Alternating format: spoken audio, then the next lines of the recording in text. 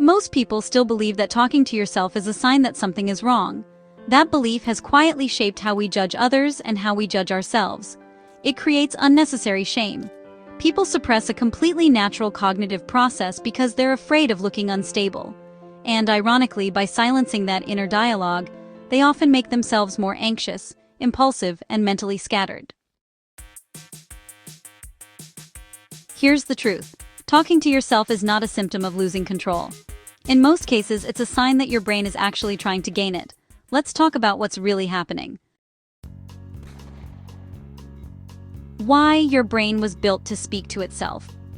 Human thinking is not silent by design. Language didn't just evolve for social communication. It evolved to organize thought. Developmental psychologist Lev Vygotsky argued that what begins as external speech in childhood gradually becomes internal speech. When a child mutters, "No, this goes here," while stacking blocks, they're not being strange. They're building executive control. Adults who talk to themselves are often doing the same thing, just with more complex problems. Why do some people do it out loud more than others? Well, personality definitely plays a role. Stress does too. And so does cognitive load. When tasks get really complex, our working memory can get overwhelmed. Speaking thoughts out loud actually helps reduce that burden. It's kind of like writing things down. Verbalizing helps stabilize those abstract thoughts. Introverted individuals, for example, often keep their dialogue internal, but that doesn't mean it isn't happening. On the other hand, more expressive or emotionally intense people might externalize their thoughts more often. There's also this interesting connection with loneliness. When social interaction is limited, our brains don't just shut down those conversational circuits. Instead, they get redirected inward. Self-talk can actually become a substitute for external dialogue, not as a sign of something wrong, but really as an adaptive adjustment. The key question isn't, do you talk to yourself? It's what function is it serving?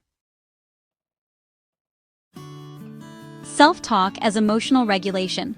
Let's shift into something a bit more practical.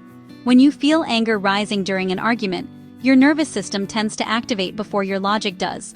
If you just silently stew, your mind fills up with all sorts of reactive narratives. But if you deliberately say, even quietly, pause, you don't need to win this, you need to understand, you actually interrupt that escalation. And honestly, that interruption really matters. Cognitive behavioral therapy often focuses on identifying automatic thoughts. But in real life, just being aware isn't quite enough. You need to have replacement language. Constructive self-talk becomes the bridge between emotional awareness and behavioral control. People who can effectively talk themselves through situations are often better at delaying gratification, managing anxiety, and staying aligned with their long-term goals. It's not that they're naturally calmer, it's that they actively coach themselves. The link between self-talk and performance is, honestly, pretty remarkable. Studies in sports psychology show that instructional self-talk improves performance in precision tasks, while motivational self-talk enhances endurance. The mechanism is actually quite straightforward. Language directs attention, and attention directs behavior. Consider someone studying for an exam. If their internal voice says, "This is overwhelming," attention narrows toward anxiety. If it says, "Just finish this chapter," attention shifts to manageable action. The words don't magically change reality, but they do change cognitive focus. And focus is leverage. There's a reason many successful individuals openly admit they talk to themselves. They are not indulging in fantasy. They are organizing intention. Now let's be honest. Self-talk can become corrosive. If the voice inside your head constantly criticizes, predicts failure, or replays past mistakes, it becomes a chronic stressor. The brain does not fully distinguish between external criticism and internal criticism. Cortisol still rises.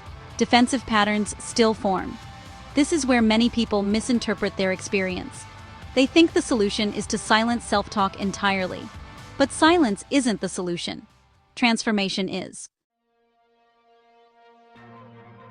Instead of saying, "I'm so stupid," shift to, "That didn't work.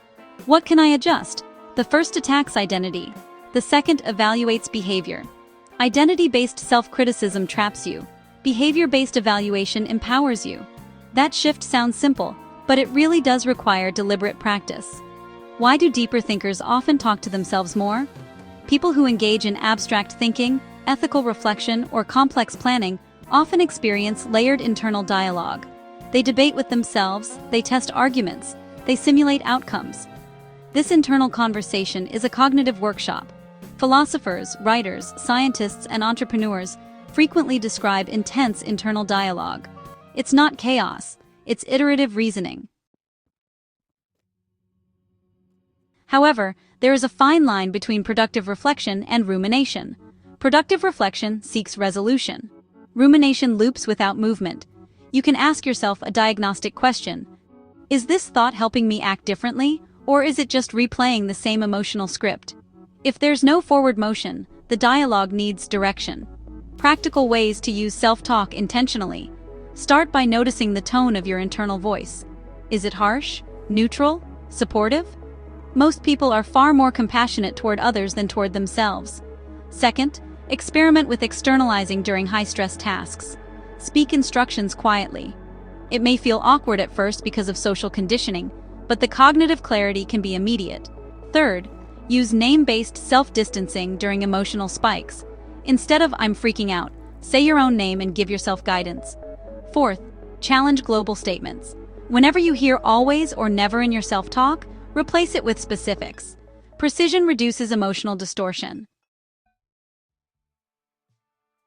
Over time, your internal dialogue becomes less reactive and more strategic. And here's the deeper insight.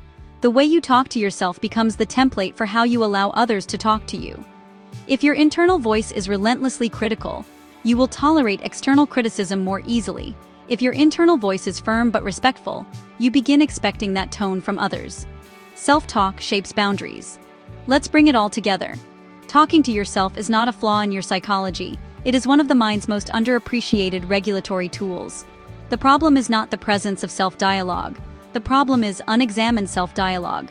When guided intentionally, self-talk improves emotional control, strengthens performance, and deepens self-understanding. When left unchecked, it can reinforce fear, shame, and paralysis. The difference lies in awareness and direction. If you've ever felt embarrassed for speaking your thoughts out loud, understand this. Your brain may simply be using language the way it was designed to. The real maturity isn't in silencing your voice, it's in refining it. And that's what we do here on It's All Psychological. We look beneath the surface of everyday behavior and examine the mechanisms shaping it. Because when you understand how your mind works, you stop fighting yourself and start working with yourself.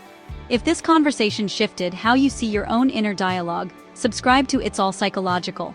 Share this video with someone who's ever been told they're strange for thinking out loud. The more we normalize honest psychological understanding, the less power shame has over ordinary human behavior. Understanding the mind isn't about labeling it, it's about learning how to guide it.